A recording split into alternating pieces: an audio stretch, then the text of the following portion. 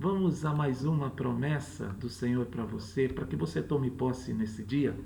Essa se encontra em Êxodo, capítulo 12, verso 12 a 13, e nos diz: porque naquela noite passarei pela terra do Egito e ferirei na terra do Egito todos os primogênitos, desde os homens até os animais. Executarei juízo sobre todos os deuses do Egito. Eu sou o Senhor. O sangue vos será por sinal nas casas em que estiverdes.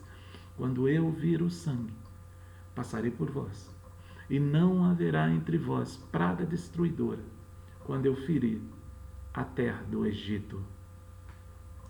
O Senhor adverte nesses versículos ao povo que feriria na terra do Egito todos os primogênitos, desde os homens até os animais.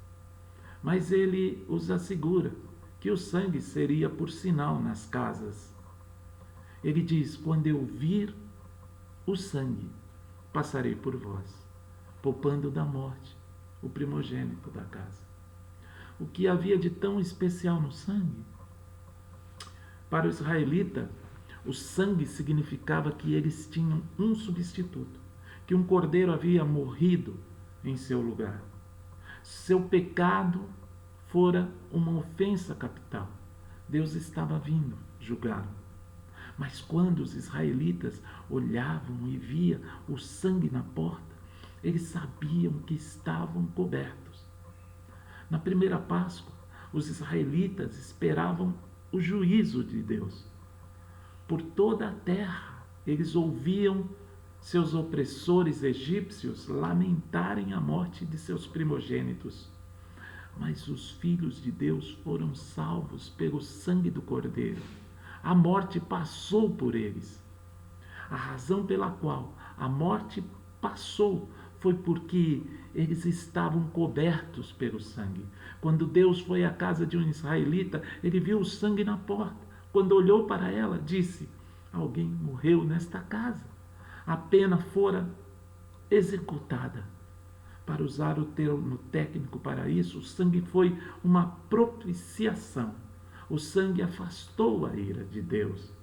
A ombreira da porta colocou sangue entre Deus e o pecador. Quando os israelitas ergueram os olhos, viram que tinham uma expiação, uma cobertura para os seus pecados. Quando Deus olhou para baixo, viu que eles haviam feito propiciação e, portanto, sua ira fora aplacada. A razão de toda essa conversa sobre sangue é muito simples. Sem derramamento de sangue não há remissão de pecados, diz Hebreus 9:22. Portanto, para sermos salvos da morte, precisamos do sangue de um substituto perfeito para se interpor entre o nosso pecado e a santidade de Deus. O sinal de que temos um substituto é o sangue de Cristo. Quando olhamos para a cruz, vemos que foi feito o pagamento por nossos pecados. E o que Deus vê quando olha para a cruz? Ele vê que está manchada com o sangue do seu próprio filho primogênito. Deus não tem um substituto para oferecer no lugar de seu filho. Seu filho é o substituto.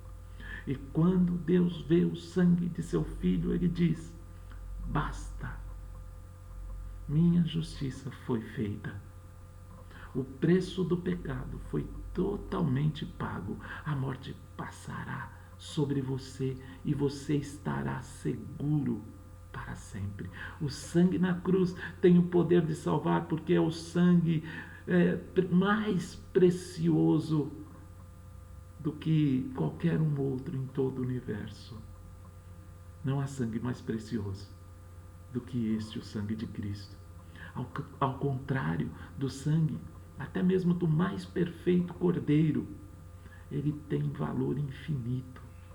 A única maneira de ser salvo do pecado e liberto da morte é por Jesus Cristo, o Cordeiro de Deus. Deus chama a todos para confiar em seu sangue. Isso é o que os israelitas fizeram na primeira Páscoa. Eles confiaram no sangue. Colocar sangue no batente da porta foi um ato de fé. Para serem libertos da morte, eles tinham que acreditar na palavra de Deus. E isso significava fazer o que Moisés disse. Foi pela fé que cada família escolheu um cordeiro perfeito, pela fé que eles tiraram a sua vida e o assaram com ervas amargas, e pela fé que eles espalharam seu sangue na porta.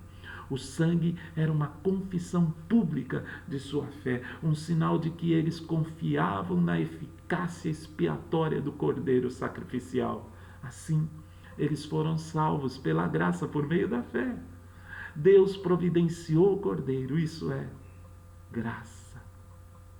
Mas os israelitas tiveram que confiar no cordeiro, que é onde a fé entra. Deus providenciou o cordeiro que tira o pecado do mundo. E todo aquele que confia em seu sangue, a Bíblia diz que será salvo. Que Deus te abençoe nesse dia. Cristo ao teu lado sempre. Fique na paz.